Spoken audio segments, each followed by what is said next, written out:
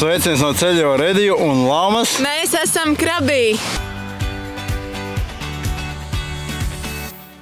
Iepriekšējā sērijā rādījām kādas pludmales un salsi Krabija apkārtnē, bet šajā sērijā parādīsim Krabiju no citu skatu punkta. Esam iekārtojušies jaunā naktsmītnē, ko sauc par The Vatika Resort & Spa. Šis rezorts atrodas tālāk no Aonang pludmales un līdz ar to tas ir tālāk no lielās turistu drūzmas, tādēļ šeit ir relatīvi kluss un mierīgs. Apkārt ir daba, zaļumi un skati par kalnu klintīm. Ir dažādi veidi bungalo un citu veidu numuri. Katrā numurā ir balkons un privāta vannas istaba. Ārā ir arī ļoti skaists baseins, restorāns un bufets stila brokastis par papildus samaksu. Mūsu mērķis bija palikt šeit, lai tiktu tuvāk pie Krabija dabas un izpētītu šo fantastiski skaisto apriņķi. Tāpēc esam arī noierējuši skūteri. Tagad ar Laumu aizbrauksim ar skūteri līdz tuvākajiem kalniem. Tātad mums ir šāds te skūters, 150 laikam kubi bija. Īstenībā agrāk es nebiju braucis ar skūteri vispār. Pirmo reizi pamēģināju Šrilankā. Bet tur tas bija tāds vājāks, šis tāds jaudīgāks. Jau sanāca tāds neliela avārija, kuras uzskrēja pāris citiem skūteriem, kas bija noparkoti. Jo jāpierod vienkārši pie gāzes, ka viņi ir daudz jūtīgāki, tāpēc, ka viņš ir jaudīgāks. Tad savā ziņā, ja neesat braukuši ar skūteru, labāk tad vienkārši ņemt tādu, kas nav tik jaudīgs. Un šis te skūters mums izmaksāja kaut kāds 20 eiro, 10 eiro dienā, principā. Iespējams, ka var pilsētā atrast lētāk, bet mēs viņu pasūtījām uzreiz šeit no rezorta. Ļoti skaisti tiešām, un silts, un patīkam.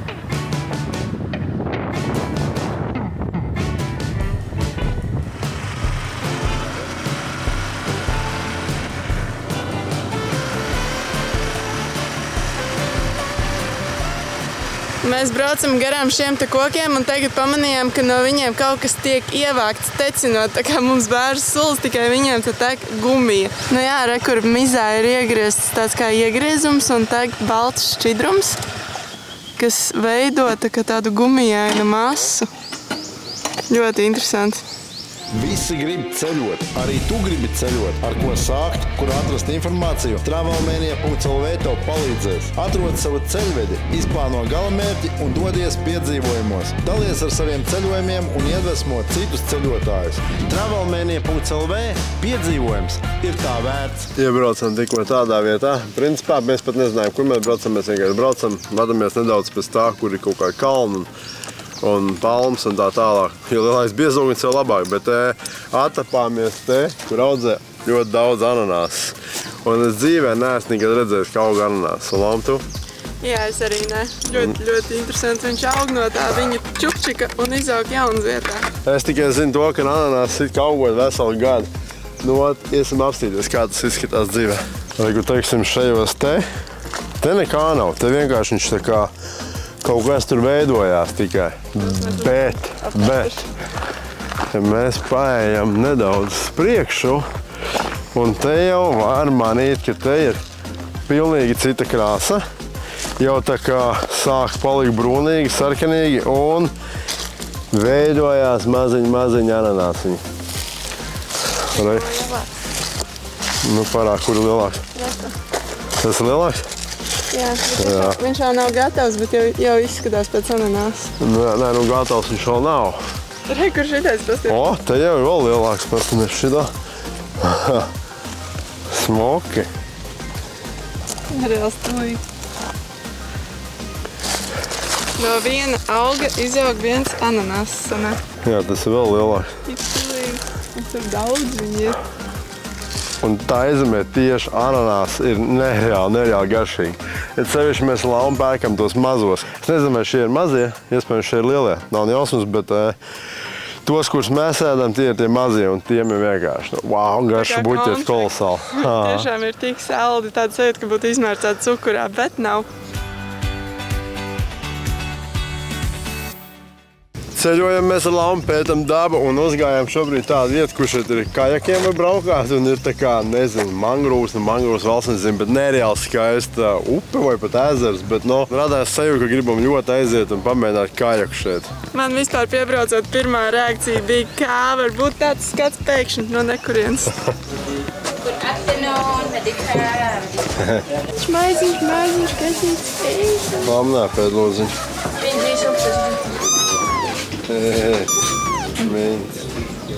Mēs neatradām tīģeri, bet mēs atradām mazo tīģeri.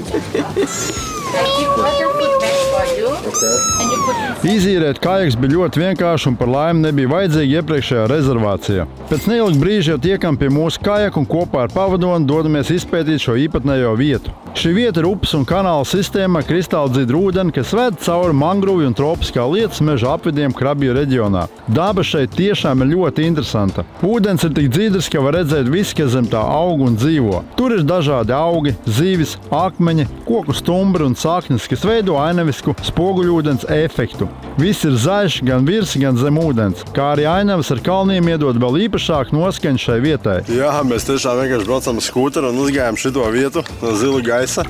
Pat īpaši neplānojot un nemeklējot, bet rezultāts tiešām ir fantastisks, jo tāda daba kā šeit atkal nav redzēta nekur, tas ir kaut kas jauns pilnībā.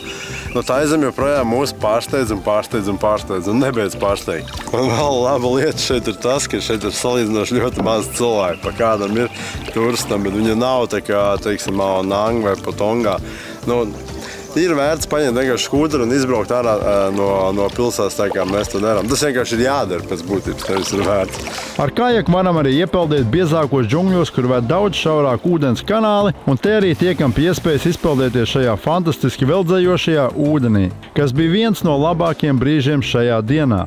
Pēc peldas un atpūtas ērējām atpakaļ uz piestātni, kur tiekam pie iespējas arī pabarot zivis, un arī paši tiekam pie vietējiem gardumiem.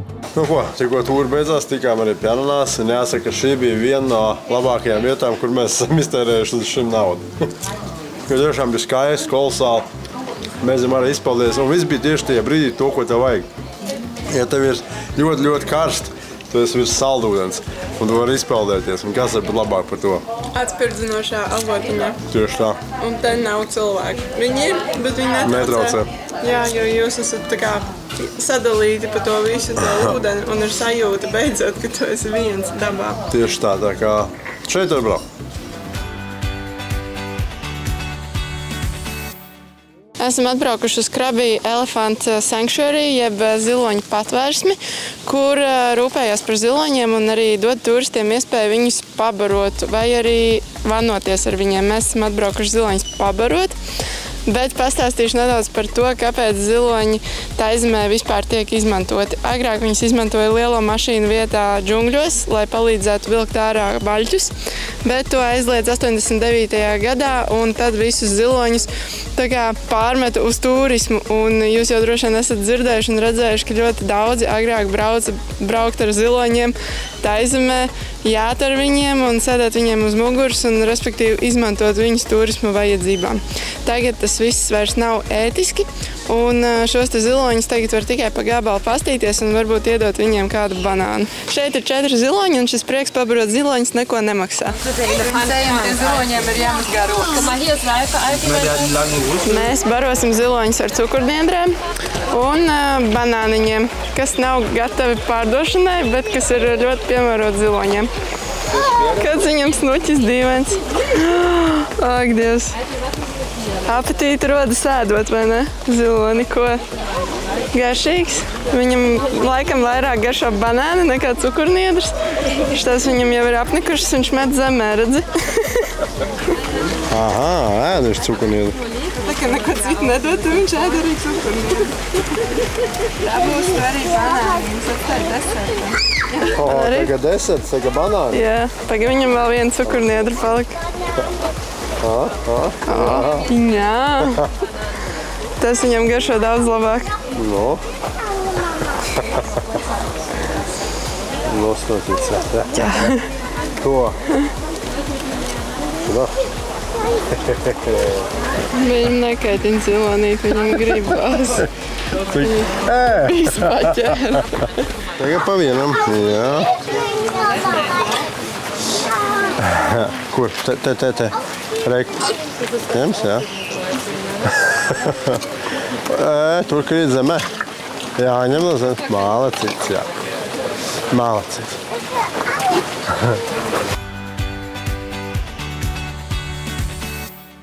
Testēsim mango Taizemē. Taizemē ir tāda lieta, ka īstenībā pārsvarā uz ielas var nopirkt jau sagrieztus mango, un viņi būs druscītiņi dārgāki, apmēram kaut kādi, 180 bati kilogramā, un jums viņus uz vietas notīra un sagriež. Šādi sagriezti mango uz ielas nopērkamie maksā apmēram no 70 centiem līdz 1 eiro par vienu mango. Tad nu skatīsimies, kādi viņi ir. Pēc izskata ļoti dzelteni, ļoti tādi stingri un dzelteni. Un kā viņi sāk mizot, tā arī parādās ļoti forša, ļoti mango tāda krēmīga smarža.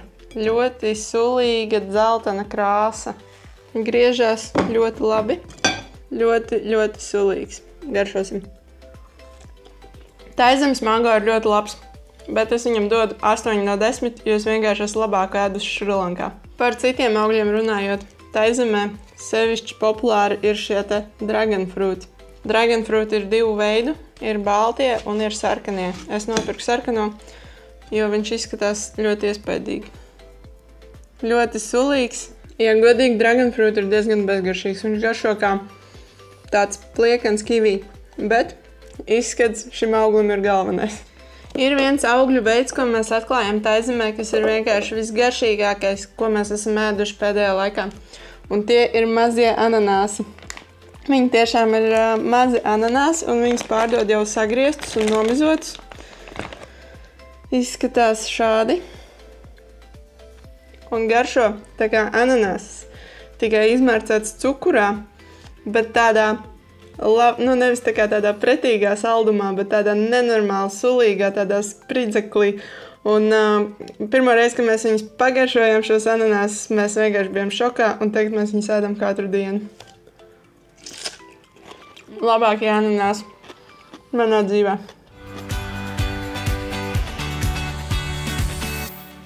Pienākot vakaram, devāmies noskatīties brīnišķīgu saulrietu netālu esošajā Onangu pludmalē, un pēc tam vakarņojam kādā restorānā un vēlāk nolēmām apmeklēt kādu Taizemē ļoti raksturīgu pasākumu. Tikko Lama atbraucām uz Muay Thai, un mums ir VIP biļets, tas nozīmē, ka mēs sēdēsim pašā priekšā, kas ir nereāli kruti, un šis pasākums būs 3 stundu garš ar 8 cīņām. Laižam skatīties, kas tur darīsies. Muay Thai, jeb taizemiešu boks, ir viens no Taizemes nacionālajiem sportiem un kultūras simboliem. Tas ir gan kaujas māksla, gan sporta disciplīna, kas ir populāra visā pasaulē. Pirms cīņas cīnītāji izpilda deju, kas pauž cieņu skolotājiem un senčiem, ko sauc par Vai Kru Ram Muay. Muay Thai ir ne tikai sports, bet arī ritualizēta māksla ar garīgu nozīmi. Cīnītāji bieži valkā galvas lentu un rokas lentes, kas simbolizē aizsardzību un veiksmi. Muay Thai cīņu bieži pavada dzīvā mūzika, kas nosaka ritmu un tempu. Muay Thai radās no senas kaujas sistēmas, ko izmantoja Sijāmas karavīri, jeb senie taizemiešu karotāji. Tā bija tuvas cīņas māksla paredzēta kara apstākļiem, kad karavīri zaudēja ieročus un bija jācīnās ar kailām rokām. Mūsdienās Muay Thai ir gan profesionāls sporta veids, gan cīņas māksla ar garīgu pieskaņu. Atšķirībā no rietumu boksa, kur drīkst izmantot tikai rokas, Muay Thai sauc par 8 ieroču mākslu, jo tiek izmantotas 2 rokas, 2 elkoņi, 2 ceļgali un 2 kājas. Tātad kopā 8 kontaktpunkti, kas padara cīņu daudzveidīgu un dinamisku. Nu ko, tikko viss pasākums beidzās, jāsaka, ļoti brutāls sporta veids. Redzējām apmeklēs 3 nokauts, kur vienkārši tā, ka pašiem diezgan nebija patīkami skatīties. Ļoti stresēns, priecas pilns sporta veids, bet kādas emocijas viņiem ir, tas ir apbrīnojami tiešām. Jā, tā kā var redzēt, ka viņš savu nacionālo sporta veidu tiešām šeit piekop, un viņš ir ļoti populārs, azarta pilns, un arī turistiem tas patīk. Tādiem kā mums. Ir sevišķi, ka francūzi iesūta.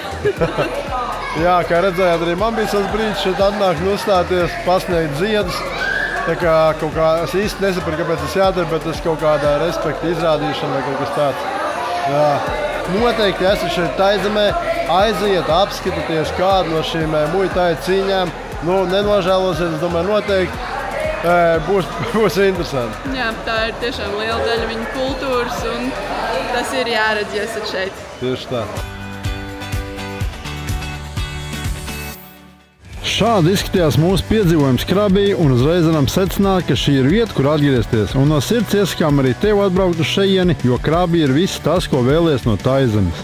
Paldies, ka noskatījāties šo sēriju. Neaizmirst, protams, uzspiest patīk, padalīties ar šo video un atstāt kādu komentāru, jo tas viss ļoti palīdz šī kanāla augšanai, un, ja esi patiesas fans, tad vari arī mūs atbalstīt vēl vairāk, uzsaucot mūsu kafiju, izmantojot linku aprakstā zem šī video. Un nākamajā sērijā skaties, kā mums gāja vienā no trakākajām Taizemes ballīšu pilsētām, ko sauc par Puketu.